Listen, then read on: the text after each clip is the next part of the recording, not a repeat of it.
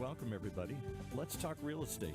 Your weekly BS with Barry Saywitz about the current commercial real estate market here in Southern California. As we take a no BS look at both sides of the issues driving this market today to find the best solutions going forward. With our man right in the middle, it's Barry Saywitz. Hey, Barry. Hey, good morning, Paul, and good morning to all of our viewers and our listeners out there. I am Barry Saywitz, president of the Saywitz Company, managing partner of Saywitz Properties. And if there's one thing I've learned in my years of doing whatever I've been doing, it's to try and surround yourself with good people, get good information, and make good decisions. And today we are hoping to give you some additional information that's valuable that you can take home with you. Before we get going, I do want to do a shout out to the Seattle Seahawks who won the Super Bowl last weekend, so kudos to them and all of the Patriots fans. I'm sure you'll be back next year again fighting hard. And regardless of which halftime show you watched, I'm sure you enjoyed the afternoon. For those folks on the East Coast that are still in the deep freeze, from all of us here in Southern California where it's warm and nice, we're sorry that you're dealing with that. But regardless, I want to welcome our guest today, Casey McKeon, the mayor of the city of Huntington Beach, the great city of Huntington Beach, and also real estate developer, entrepreneur as well. Casey, welcome to the show. Thank you so much. Glad to be here. Yeah, so we appreciate you coming on. Yeah. And I know you had a long ride over from Huntington Beach. Yes. And I'm glad to have you on the show. Number one, congratulations on the appointment as mayor. And, Thank you. And I guess I'll say, as someone who owns property in the city of Huntington Beach, thank you and your staff for everything that you guys do Thank you. to make the city a better place. No, thank you so much. We're very proud of it. A lot of hard work these last 3 years, but we've delivered some results I know we'll get into. And just excited to be here. Huntington Beach, long history, great reputation, great place to live and work. Before we talk about the city, I kind of want to rewind because you have an interesting past, and I guess I want to go back to the beginning. You studied at USC. Yes. And when you got out of school, did you always want to be in real estate, or what got you into real estate in the first place? Yeah, great question. Graduated in 2002 and was in the Marshall School of Business, and with like a co-major of finance and real estate development. And then that was right after 9/11, so the job market was not great when I graduated. So I'm going to working at Northwestern Mutual, selling life insurance as a 22-year-old, which was not fun. Cold calling. Yeah, did not like it. And then ended up meeting some family friends of my parents who were real estate developers, and really was drawn to that. And then worked at my family's business for about a year. We own the Beef Palace Butcher Shop in Huntington Beach. It's been there since 1970. Yeah. So worked with my brother and my dad and was just trying to get into real estate. And then a good family friend of my mom's, Matt Heslin, had just left Smart & Final. He was their VP of real estate for about 10 years.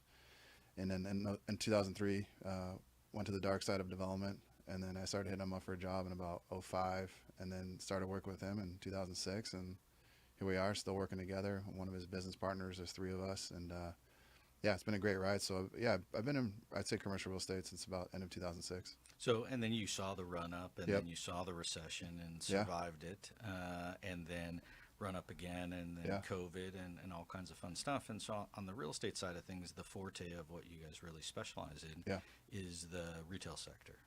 Yeah, no, again, I've always been running acquisitions, now more so entitlements, but on the acquisition side, to your point, I mean, 2007, I had a few deals right away, and I'm like, God, this is great. What an industry. And then Right, and then boom, it's gone, right? Like it went from everything's rosy, couldn't be better, to I don't even know what I'm doing. Right? I just remember having a meeting, going in Matt's office and just seeing the stock market just tank, and he's like, buckle up, and then I think from 2008 to 12, just grinding it out. We did a Walgreens deal in Downey. It was funny. They were at the ICSC convention, or big convention in Vegas, and I dug up a deal, and Walgreens had a signed, not a signed lease, but they had a approved deal at real estate committee in 2009, and we went to them and we tried to rework the deal. They're like, if you change any terms, the deal's dead. And so we're like, okay. And so did that. Ended up doing that deal, tore down some old vacant buildings, did a Walgreens drive-through pharmacy, basically saved our company for another 2-3 years to 12, and then really started kind of getting back into it, and then started buying existing shopping centers that were dilapidated or run down, and then fix them up. We did a big one in Oceanside. That was about 12 acres, so about 120,000 square feet. Did a full renovation, demised an old building. So yes, and then going through there, and the retail was coming back. A lot of fitness guys, a lot of lifestyle tenants, the trampoline parks, and then COVID hits. And the carpet's ripped out again. Carpet's ripped out. And also, we even going back to like 2010. That's when e-commerce came online, and everyone's afraid of Amazon, and Amazon's going to destroy retail. And I always knew that wasn't true. There's always a good value for brick and mortar. I mean, you're seeing it now with Amazon Fresh. They try to get into the brick and mortar space, and they're closing all their Amazon Fresh grocery stores. So that's why I love retail. It's so dynamic, and you have to evolve so quickly.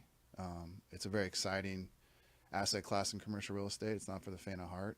It's always changing. So it's been fun to look back on my career now and kind of go through the crashes, go through COVID, go through online, and now see all the tenants that have adapted and survived and come out stronger, and all the different classes. So it's been a really, really fun career, and it's never a dull moment. No, I feel like it's more of a roller coaster than, it's office. You kind of know what it is. It's either good or it's okay, or, it's after COVID. It's struggled. But with retail, it really is ebbs and flows. And it really is about, I think, relationships, and then being creative, because there's always an evolution of what the next thing is. For sure. And it's very interesting to see, like the hybrids, like you have like the Warby Parkers of the world, glasses that were just online, and now they're coming into physical space. And then you've got medical tenants going into shopping centers, and so you're finding all these amazing ways to reposition assets. I mean, our Oceanside Center, we had a 47,000 square foot, I think it was a grocery store way back in the day, and then there was an indoor swap meet, and we couldn't get a grocery store to land there because it was in between two others that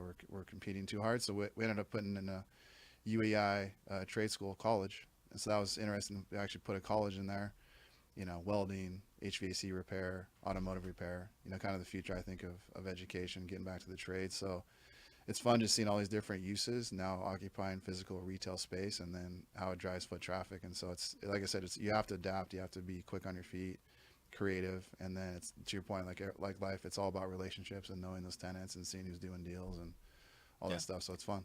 And I find, too, on the retail side of things, we always talk to other developers and landlords, it's a combination of taking the bigger spaces and cutting them up, or taking the smaller spaces and blowing them out, because it's really just a function of who your customer is.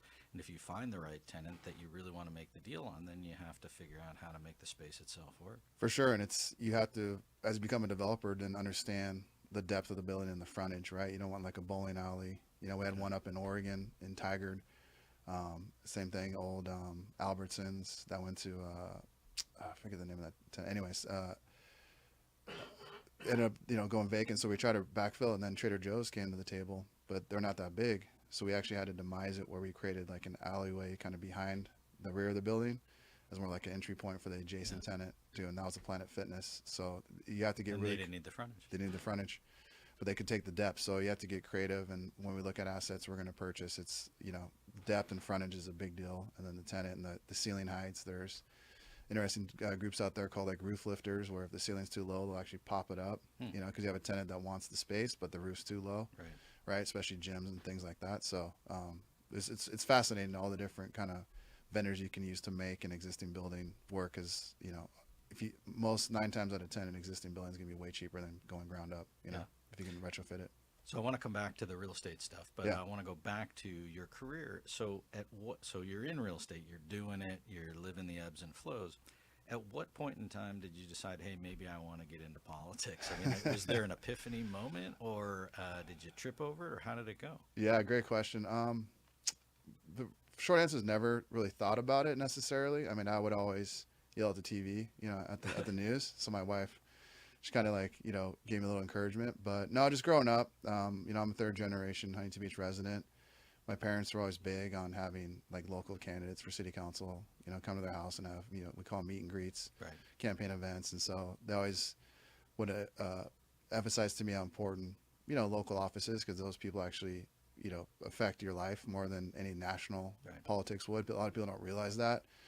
They think they get overwhelmed by the national politics, and they don't focus on, who's on your school board, who's on your city council. Like, these people actually will affect your day-to-day life. They can affect your quality of life, the crime in your city, public safety, public works, infrastructure, those things. So I always had an interest in it. And then in 2020, COVID happened and there was a bunch of chaos around those times, especially Huntington Beach. And the mayor at the time, Lynn Sameta, who's a good friend of my mom, was asking me to run for council because we didn't really have any good, strong, like local conservative candidates that were kind of stepping up. And at that point, my wife had just gone through her cancer treatment. She had lymphoma, Hodgkin's, and got through that. And we're just getting ready to start a family. So I was like, I don't think this is the right time. And then, I mean, to my wife, all the credit, she's like, yeah, but the mayor's asking you to do it, and you always had an interest, you should do it. And so I did, and jumped in with back then, if you remember, Tito Ortiz, Yeah. and then Gracie Vandermark, who I'm on council with now. She was our mayor 2 years ago. And yeah, just hit the ground running, changed my life for the better. Met so many people, got back into church, just really got immersed in my community. Did not win in 20. Got 7th out of 15, top 3 made it. Tito got 1st, and then Gracie got 4th, and then her and I just kept going and kind of figured out how to campaign. It's so overwhelming. It's very complex, and rules and regulations with how you receive money and spend it and all those things, and no one's really there to help you. We're changing that to give people a kind of a tutorial and a guidebook to really, you want to encourage people to, especially like myself, like people in the private sector, right? I believe that's what our founding fathers wanted, is for you to, put down the plow, get involved, do your civic duty, and then get out, right? Yeah. And bring in your personal and private skill sets to make government better, and then leave. So we want to encourage people to make it frictionless, to incentivize them, encourage them to run for office, so make that part easy. But going back to our journey, so then in 24 we met Pat Burns through a previous council member, Eric Peterson, who's a good friend of ours. Recommended Pat, retired police officer from Long Beach, just a straight blue collar guy, great guy. I mean, doesn't wears his heart on his sleeve, will tell you how he feels, and so people love that. And then that's how we met Tony Strickland, who I know has been on your show. And he has been in the state Senate, the state assembly, and really helped us. We're all just rookies, Gracie, Pat, and myself, know how to campaign and really organize our efforts, which was key. And we basically created like a new recipe for success, because in council races, there's no primary. And so it's a jungle. So, there's always like 18, 20 candidates, and we have 7 seats. So every 2 years, it's either 3 seats, and then the next 4 seats. Right. So I'm up for re-election this year in 26. It's 4 seats. And so we decided, hey, if we want to do this, let's team up and run as a slate, as they call it. And everyone told us that won't work. It won't be successful. And I just, to me, that didn't make sense, because now we can pull our resources. When I ran in 20, putting out one piece of mail to the community cost about $20,000. Right. So now you basically get economies of scale. And Economies of scale. And we did that. We had 110 meet and greets throughout the city. We all would populate the calendar with our relationships. And I got one. Everybody go. Yeah. And election night, I'll never forget Gracie. She's funny. She's been through so many, hurdles in life and battles that she's overcome, that she's just very guarded. I don't know if we're going to win. And in my heart, I'm like, no one outworked us. I believe in hard work pays off. And I was happy that night. And sure enough, the results came in, and us 4 got more votes combined than the other 18 candidates did total. Yeah, so it did work. It did work, right, by a lot. Yeah, and I find too that then it's not every person for themselves, and so then you get on this council and everybody's got their own opinions, right, and everybody's got their own views. While everybody certainly has their own opinion, at least you have a consensus of, we're running on sort of a common theme. Yep. So there's not this, I guess, fragmented board where everybody's coming in and trying to do their own thing. Yeah, exactly. And also, I love what Newt Gingrich had done, contract with America. So we did our contract with the voters of Huntington Beach, and we, had a huge event at the pier with our contract, the 4 things we wanted to do. It was unleash Michael Gates to push back, I know we'll talk about it, against the state's mandates, especially like housing mandates. We had make crime illegal again, roll out the red carpet for businesses, and cut the red tape at City Hall. And we put that all up on us. And then our 90-day plan to combat homelessness. Then we had a huge event at the pier. We all signed it and put out a mailer with it, with our signatures on it. And I love that, because then people elect you. And now as we're implementing those things, we accomplished all those within the first year. I know we'll talk about it, but when people would argue, I'm like, but we told you what we're going to do. We signed it. And then we did it. And we did it. So you can't fault me for it, but also it holds you accountable. Right. So I love that. So I love putting things on paper. And to your point, and we all ran on messages, and we all bring different skill sets. And so people know when they're going to vote for us, we're like-minded. We all bring different talents to the table, but we're all, you know, in agreement on the issues we want to solve. Yeah. No, I think it's great. And again, thank you and the other council members for everything you guys are doing. So, I mean, let's dig in and talk about the city. So, when we've had previous mayors of the city, and we've had mayors of plenty of other cities on the show, what are the important things that you're dealing with? Certainly homeless is, I guess we start with that, right? I mean, that's an issue all over the board. And then the question is, okay, it's an issue, but what am I, you know, proactively trying to do about it? And I can't make it go away completely. I'm just trying to address the issue as best I can. Yeah, so we just did released our strategic plan update. So when we got elected in 22, and then that January of 23, with our other council members at that time as well, we adopted a strategic plan. So 5-year goal of what we want to accomplish. Homelessness was the biggest issue back then. So that was one of them. Public safety crime, basically our entire contract with other things for infrastructure. And so we really cranked on it, and we just gave the update now 3 years later. And in our first 3 years in office, we've achieved the greatest homeless reduction numbers in the history of our city. Interesting. And I'm really proud of that. Combination of, you know, talking with our police chief, he's like, just be consistent, don't move the goalpost, give us direction, back us up. And we have all the resources in place. We have the navigation center, which is, you know, a homeless shelter, but it's more of a navigation center where people, you know, get help, but then you navigate through the county services. And so the last 3 years, we got more people off the street through the navigation center in a permanent supportive housing and employment than any time in our city's history. And also the chief was like, we've had these ordinances we've been trying to pass for 7 years, but previous councils, whenever there was some objection, they wouldn't do it, or they'd kind of get weak kneed. I'm like, what are they? He's like, no sleeping in tents in the park, no sleeping in public restrooms, no loitering on the street, like all these things. I'm like, why would anybody disagree with that? But I'm like, this isn't already the law? He's like, no. So bring them up. So we brought him up and we passed him that first meeting. And, you know, again, it's a combination of stick and carrot, where it's like, hey man, you know, you can't sleep on the street, but we have resources once you come in. And then sometimes they get arrested, and then they figure it out. Okay, I'll get it and get the help we need. And so it's a misnomer too, that we're not pushing people out of the city. These are actually people with connections to Huntington Beach that have gotten the help, gone through the navigation center, like I said, in the permanent supportive housing and employment. So we're really proud of that. And other cities now have come up to us to visit, to see how we're doing it. And they've done tours, because we're basically the gold standard. We're one of the only cities in Orange County in the last 4 years whose homeless numbers have actually gone down. Yeah, I mean, and as a guy who owns property in multiple different cities throughout the county, we have had issues in multiple other cities where we've been unable to solve the problem. And as much as the police would like to help, you're stuck in a quagmire of calling a therapist out in the middle of the night who's not going to come to try and deal with somebody who's loitering in front of your property and scaring your tenants or your residents. And it's just bad all the way around for the person and the people who live there and everybody else. And so I can say from personal experience, we don't have that in Huntington Beach, at least at our properties. That's great. No, it's great to hear. And you just see it on the street too. I mean, as also part of that strategic plan update, crime is down over 26% across all categories, the average in the last 3 years. And I always try now as mayor for this year, whenever I meet somebody, I always try to walk down like a dark alley if I'm meeting them someplace, because I want to see. You know, and I just had a friend come from New York who grew up here and visit a couple weeks ago, and I met him at Jolie, which is one of the new restaurants on PCH overlooking the ocean. So I took, you know, I parked and walked through some back alleys I wanted to see, because before there used to be, you know, issues there, and it's clean.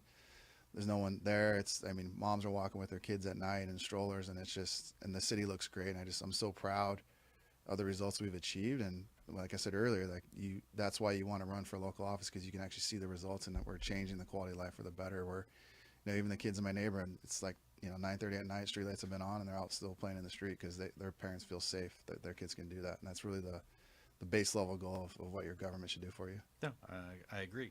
And then in terms of city beautification projects, so is there continued plan for improvement? I know in the neighborhoods where we own stuff, street beautification, painting of crosswalks, redoing curbs, tree trimming, you know, all of those things to make the specific neighborhoods that maybe need some more help or are just older better, and try and systematically get through those different parts of the city. Absolutely. So we have, the city's on like a 12-year paving cycle, so they have different zones, you know, 12 zones throughout the city where they repave. But then with that property you mentioned, area, you know, up on North Huntington Beach, off of like Beach and Slater and Edinger, that it's a combination of city resources, but also our public works team, Chow Vu, who's our director.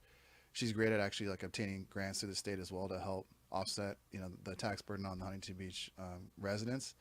And she has like over 90% success rate of actually applying for grants and getting them. And then there's always a match where we have to put up like 10 to 20% of our own funds to get those Yeah, grants. but it's still worth it. I mean, it's still 100%. using somebody else's money to make your city better. Well, if you think about it, like if you're going to pay taxes, like you want that tax money to actually come back to you. And so the north side was great. I live in Southeast. It's interesting. I grew up on the north side, but now living in Southeast Huntington Beach. Well, down there, the residents always feel that we're kind of, ignored and not paid attention to. We have a lot of industrial assets down there. We have the power plant. Right. We have the OC sanitation. So those areas, and then it just kind of, they feel like it's been neglected. But since I've been in, and I've been really focused a lot of the attention down there. And Chow, our director, again, she's been great at getting some grants. And so we just beautified Banning Avenue. So we repaved the whole area, added some landscaping, medians, traffic calming. There's the Eder Elementary right there. We're going to put a roundabout in this summer. There's a big intersection at Bouchard and Banning that gets a lot of late night guys doing donuts because it's such a wide intersection. So we're going to put a roundabout in there. And then she calls it complete streets. So then going up Magnolia and Newland, sidewalks, curbs, new trees, medians where you can to really beautify it. And so that's just systematically going through and identifying the areas in the city and then going and trying to find the funds and the resources to implement those improvements. But yeah, we focus on all those areas and trees too. A lot of issues with trees that are bubbling up the sidewalks with the roots. People trip and fall, and so going through and how do we systematically take those out to limit the city's liability? Because a lot of lion's share of our lawsuits are trip and falls and stuff like that. Yeah. Yeah. So that was the other thing too. I was going to ask is I know in other cities like Costa Mesa, like Anaheim, they have beefed up their code enforcement recently to be able to try and help again. Beautify the neighborhood so that if there are property owners who have paint just fallen off the building or their own trees that are overgrown or fences falling down or graffiti or gates that are broken, they're going through and basically citing those owners and saying, hey, look, you got to do basically the minimum to make your place look respectable. Absolutely. And are you guys also doing that? Definitely. Jimmy, who runs our code enforcement department, he's amazing. I talk to him often because, what's great about being on council is I get, all the residents' emails. And so they all come to me, and as a developer, I was just talking with my partner, Matt, about this. He's like, what's it like, being on council as the mayor? I'm like, as a developer, we're working on so many projects and so many balls in the air. So being on council, it's just kind of weaving that in as like another big project for me. And so I always make a commitment when a resident reaches out, I want to get back to them like right away. So I'm always throughout the day just checking my emails, and a lot of it is code enforcement issues. And I'll call Jimmy right away. Hey, this resident has an issue, and he goes out on the weekends. So goes check it out, and whatever it is, and we jump on it. And we've actually had a lot of illegal sober living homes come in, and we've been great at getting those out. It's interesting. There's this whole like sub market now where property owner / investor leases to a tenant, and they claim they have plausible deniability because that tenant then subleases to an illegal sober living home. And so I think in the last 6 months, we've gotten 6 of them out. Where people reach out to me. I think it's a sober living home going in there, and code enforcement will go out, and sure enough, and same individuals had issues in other cities, and so they're great at, they can track them. They have, they collect evidence, illegal short-term rentals, all those things, but especially beautification, quality of life, overgrown trees. I mean, they're on it, and the graffiti, right? I mean, so the graffiti is just like the worst, and there's ebbs and flows in different either parts of town or different towns, and so it's a question of jumping on that, and some cities are very proactive in terms of dealing with it and trying to address it. And that gets back to the crime and the safety too, I think. Yeah, like Rudy Giuliani, right? Like the broken window theory. So graffiti happens, you jump on it immediately. Yeah. Cover it up immediately, fix it immediately. So just dissuade and discourage someone from doing it. We have some local guys in the city, this guy Bushman, that he's like a graffiti vigilante. He'll actually go out and beautify things when he sees it. He'll jump on it right away too. So in combination with Public Works and him and others, I mean, that's a big deal. And if that gets posted online and we see it, we jump on it like immediately. Yeah. Look, whatever you can do to make the city a better place and cleaner and nicer, it's going to help property values. It helps the people who live there, and then it helps from a tourist perspective when they come to the city, to visit.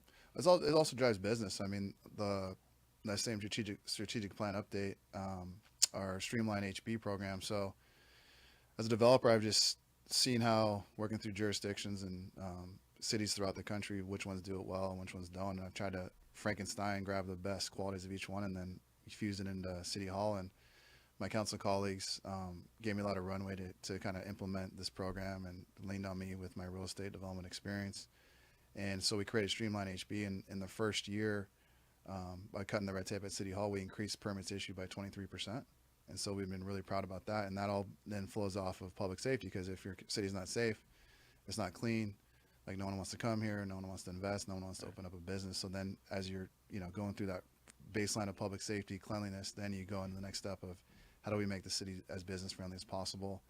And now our new council member, Andrew Gruhl, who we appointed to fill Tony's seat because he went up to the state Senate. Right. He's always on Fox News. He's a chef, a great small business owner. So now he's coming in and really doing the fine tuning of Streamline. Our grease trap process with restaurants is backwards. It should be, and so he's really getting out of the nitty gritty and new tenants that we're dealing with, because we have over 101 like assets in the city that we lease.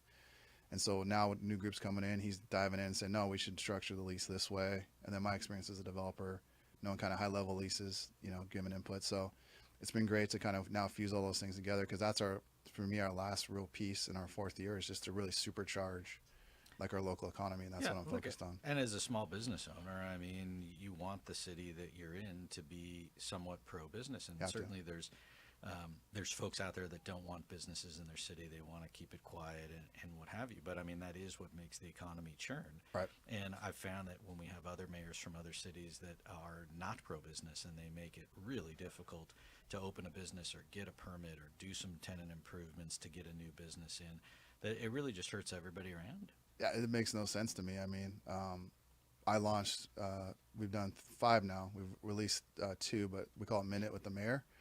And so we're going out to businesses and spotlighting them and doing quick 45 to 90-second videos, Minute with the Mayor.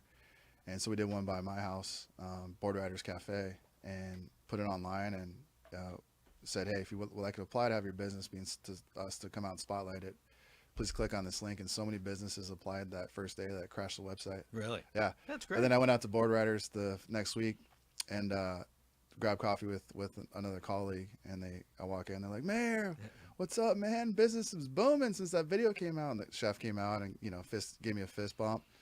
And so that's my goal is, every sector, manufacturing doesn't matter. Like we had a bunch of plumbers that have applied, so I'll go out there and, highlight them. But the goal is to show our residents all these amazing businesses in the city that they probably weren't aware of. And so when they go out and they want to shop or spend their money, keep it in the city, keep our dollars here, stimulate our economy, then also project out to the business world through our Streamline program. We're business friendly. Come invest here, come create jobs. We have that huge industrial area where Boeing is, right. The Amazon, logistics centers there. A lot of Ceres Regis is building it. So I think they still have 2 more phases, but encourage investment, come here. And then also recently we teamed up with Catalina and we just got awarded a $37 million grant through the state. So we're going to bring in high-speed fiber under the ocean floor, connect it from Avalon to Beach Boulevard, and then 2 harbors over to Warner. So we're going to bring in subsea fiber optic cables to give them, because they don't have internet connectivity over there. They're on microwaves. Right. And then we're going to bring in that fiber and then route it along the boardwalk, because we don't have any internet or conduit down there for all the big events, which is crazy. And then run that fiber to connect it to the existing dark fiber throughout the city. And I would love to pull it up to where Boeing is in that industrial area and create some data centers or, spur economic growth there. So a lot of exciting things, but really just, to me, I don't understand why a mayor would never want to encourage business investment. Makes no sense. So I want to shift topics for a second because I know it's a hot one. And when Tony was here, we talked about it at length. This whole concept of the governor and Sacramento really sort of, I don't know what the best word is, but basically mandating each city within the state and making up sort of arbitrary numbers in terms of the amount of new housing and affordable housing that a city should build, and then dangling and saying, if you don't do what I'm telling you to do, then you don't get your funding. Totally. And so I know that one resulted in a lawsuit, a lot of contention, a lot of bad blood. Let's fast forward to where it is today. I guess give us the update on where that stands with Huntington Beach and as it relates back to Sacramento. Yeah, so it's called Regional Housing Needs Assessment. So people call it RHNA. And what the state's done is they say that we have a housing crisis. And when you ask what that is, they go, well, it's an affordability crisis. I go, okay. Well, it's not necessarily supply that will solve that. And in my opinion, in my experience in real estate development, I develop properties across the country, California is by far the most expensive one to build in. It's about 50% more expensive, and it's because of overburdensome government regulation. So put that aside, we've been trying to have that conversation with the state. They've been unwilling to meet with us. So what they decided is like, well, let's mandate, to your point, an unfunded mandate, by the way, how many housing units cities should zone for. And they gave Huntington Beach the highest amount of units per acre of any city in California. Interesting. Why? I mean, I'll let people think about that. We're a pretty strong conservative town in California, and we're 95% built out. And so the numbers they gave us, and they have, I think we're on the 8th cycle, arena cycle. So it's every, I think 5 years, maybe long, maybe 8 years, 8 years, they come up with a new cycle with a new number. So this last one was, they gave us 13,368 units, and 8,000 of those have to be affordable. 3 levels of affordability, like low, medium, moderate, right. And if you do the quick math, so those 8,000 units, no project is 100% affordable unless it's fully like subsidized by the government. So every project's gonna have 20% of the units affordable. So just take those 8,000 units divided by 20%, that equals 40,000. So it would take 40,000 units to deliver those 8,000 affordable units. We have 80,000 housing units in our city now, homes, apartments, condos, townhomes, whatever. It's a 50% increase of current inventory when you're already 95% built out. With our finite roads, infrastructure, environmental elements, water table, all those things. We have sensitive areas like the wetlands. That will destroy our city forevermore. We have, we call it the poster child of high density at Beach and Ellis, the Elon. It's always been troubled. Retail on the bottom, that's always vacant. It's finally getting leased up. Right on the corner, it's such an eyesore. To deliver those 40,000 units, it would take 145 more of those Elon buildings in our city. And impossible to get there or anywhere close to there, period, but certainly without going up, right? And then you also have this issue where you're close to the beach, and so you're not going to build up along the beach and become Miami Beach. Right, exactly. And, and then Tony, now who's in the state Senate, we just sponsored a bill he's bringing forward where right now there's no mechanism to challenge these numbers. And the California State Auditor 2 years ago now came out and said the methodology the state's using to come up with these numbers is fraudulent. Like, it's not based on any science, and we can't find their reasoning and logic to do so. So Tony, as our state senator now, he's authored a bill to now allow a mechanism for cities to protest these numbers and then get, and talk about it and adjudicate it and be like, hey, these numbers aren't fair, here's why. And then also the solution is to meet with cities individually, because we're all unique, we all have different characteristics, topography, landscape, and like I said, our environmental elements, where we can deliver homes, but meet with those cities. Hey, what can you guys put forward your own? It's called a housing element. So they want to see all the areas, put forward your own. That's what we've been trying to do. And I was talking with you before we got on, is that it's a misnomer that Huntington Beach hasn't delivered affordable housing. We have the 4th largest affordable housing stock in Orange County, and we're the 4th largest city in Orange County. So we've done our fair share, but the state doesn't want to hear it. They want to bludgeon you to death, and we're currently in litigation with them on these housing elements. We're also a charter city, which gives us added protection in the California State Constitution to run our municipal affairs like land use. And if the state wants its way, what they're going to do is just micromanage how every city's zoned from Sacramento.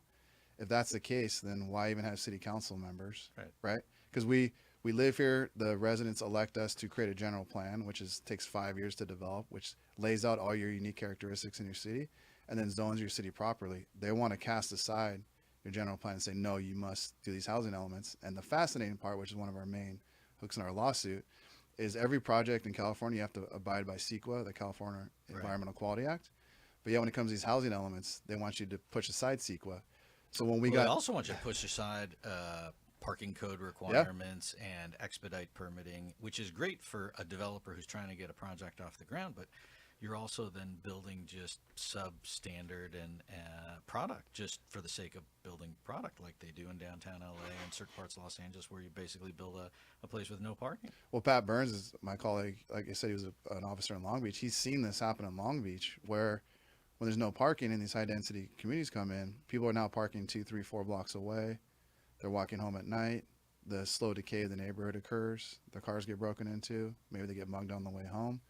There's a developer in town who's proposed 200 plus units with no parking I was like, how is this possible? He's like, oh, we've done the math, and the lower we charge for the units, the further someone's willing to park and then walk to their place. So now you're infecting someone else's neighborhood. You're clogging up their single family neighborhood with your car that was zoned appropriately through a general plan to have enough parking for those existing homes. Now you're putting your car in there, you're walking blocks away, and you can slowly see the decay where it's, and I think Tony touched on it, we're not against development, we're just for responsible development. And that's all I think any city is asking for with California is like, why don't you work with us and see what's actually realistic for each city, because we're all unique. And I feel like the lawsuit path of it is obviously a slow boat, Yep. and not going to get resolved quickly. Do you feel like something changes with a new governor coming Yes. in, and that maybe whoever it is that winds up winning will just have a different tact and maybe take the foot off the throat of the people that have it on their currently? let's say, right? I'm an eternal optimist. Michael Gates, our city attorney, he's running for attorney general. There's some good governor candidates that are running that understand this issue and understand the affordability crisis isn't necessarily a supply issue. It's a overburdensome government regulation issue. So I am optimistic, if we can, get through November, things could change, and then they could start working with the cities. But again, they can also encourage development in undeveloped areas, right? Like in the Inland Empire, the high desert, there's always challenges up there with Joshua trees. I mean, they could solve all these issues and find a solution to then encourage development where land is cheaper. Let's be honest, right? Like we live in Huntington Beach. I always tell residents that, might object to what we're doing. It's like, I don't know how you build affordable housing on a coastal city in Orange County on the Pacific Ocean that's 95% built out. Like you have to go up. Where in other areas where land is cheaper, you can bring down the cost and remove some of these, burdensome regulations, and then the end product is cheaper. Right, and if the goal really is to provide affordable housing for people, Right. then you ought to look for ways to do that as opposed to just sticking it to certain cities or areas and the same as somebody else where it really doesn't apply. And we're at a lot of seminars with other leaders, representatives from cities, mayors and council members, and everyone they're so frustrated, they're scrambling, they can't meet these housing element needs, and they don't know what to do. We're fortunate that we have an elected city attorney who's on a fixed budget, so a lot of times our litigation is cheaper because we use them in-house. Sometimes we have to go outside and bring in some specific attorneys that have a skill set that we might need on an appeal or something like that. So we have that advantage of having an elected attorney that helps us. A lot of them wish they could fight with us, they just can't afford to do so. And they're afraid of what the state's going to do, and we've never been that way. We're always that scrappy little beach town. Going through our history, found out when we first put in the railroad back in the early 1900s, Santa Ana was trying to take the route, and we ended up getting it. And so we have this. It's in our DNA to be a scrappy little beach town, and so we're going to fight. It's local control. When you think about it, I know you're in real estate, but we're just fighting for local control to obviously abide by state law, but our residents elect us to run their city, so we should be able to do so, especially in all the municipal functions like land use. And do you find that your constituents are behind you in that, or are you getting flack for speaking up? They're definitely behind us. I mean, I know the people that come to give us flack don't represent, in my opinion, the majority of the city who elected us. And they think that we're wasting money on lawsuits. They think it's a waste of time. And my argument is, look, if we're going to spend $500,000, $1 million in legal fees to fight the state on these housing elements, to me, that's worth the investment, because to not fight, what does that cost look like? What is that number to put in 145 more of those high density buildings in our city? And the That'll realm of destroy things, it's peanuts, right? It's peanuts, yeah. But like, what does that cost? And that's a good point. I'm like, so this is an investment to fight and to see if we can win. And it's an uphill battle. We're fighting the state in a state court with a state appointed judge under the state seal of California. But as you mentioned, I mean, things could change. We could get a new governor. We could get a new attorney general. We could get someone that's willing to get in there and work with us. And so if you don't fight, you automatically lose. And I think that whatever that cost number is, it's worth the investment to protect our city, our suburban beach town. Yeah. And we'll all keep our fingers crossed for someone in Sacramento that is at the helm that is somewhat reasonable for sure going forward. Right. Yeah. So I want to talk. We only got a couple of minutes left, but I want to go back to the real estate side of things. We'll leave the city whereas we could go all day on different stuff. But on the real estate side of things, which ultimately really I think affects the city and the economy as a whole, I'm curious your thoughts in terms of the economy in general. I mean, people talk about interest rates coming down. Yeah. You got a new Fed chair coming in at some point. Do you believe that interest rates will come down significantly? And then does that really do anything on the real estate side of things for development, for construction loans, for permanent financing? Or is that really not going to move the needle from where we're at? I'm curious your thoughts. Yeah, no, I think it's a fascinating time.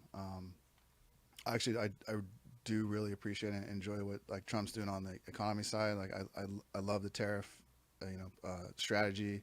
To me, it always makes sense. I always get frustrated when like our presidents, we hold all the cards, but we don't use them. Right. Right. Biggest economy in the world. Like you want to do business here. I mean, they tariff us, but we can't tariff them. And to me, that never made sense. So I love that onshoring now of the trillions of investment coming back into the country, back into manufacturing, tech, chip manufacturing, all those things. I think you're going to see that this year.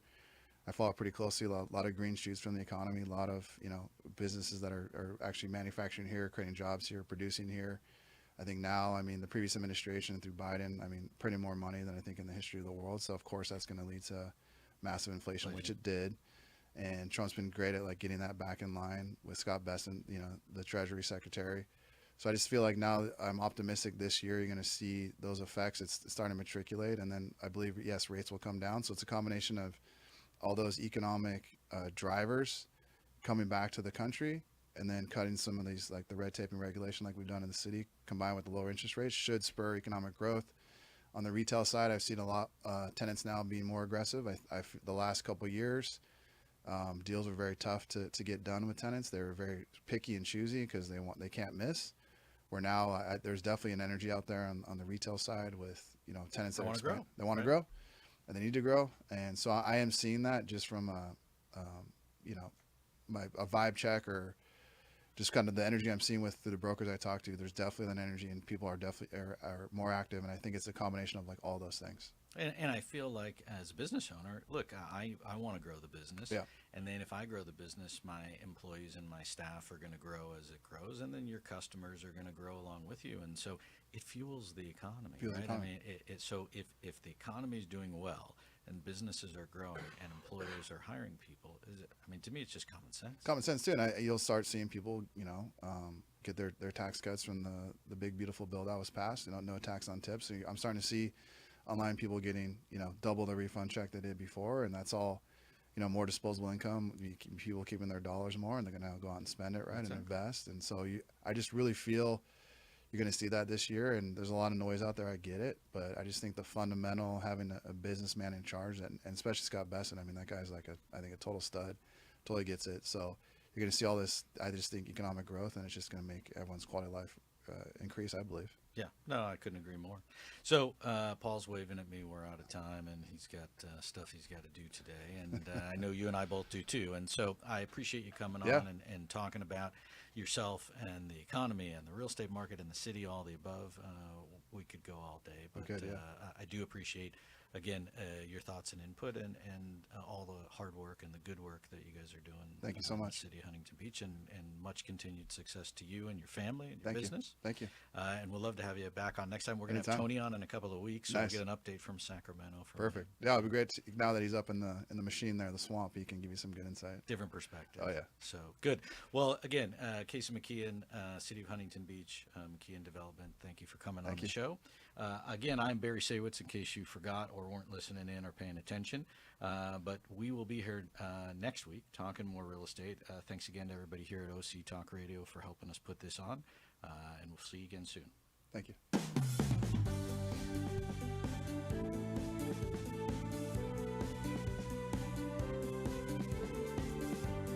Well, there you have it. You've been listening to Let's Talk Real Estate, your weekly BS with Barry Saywitz about the current state of the real commercial real estate market right here in Southern California. On Orange County's only community radio station, OC Talk Radio, streaming live from our studio here at the University of California Irvine's Beale Applied Innovation Center.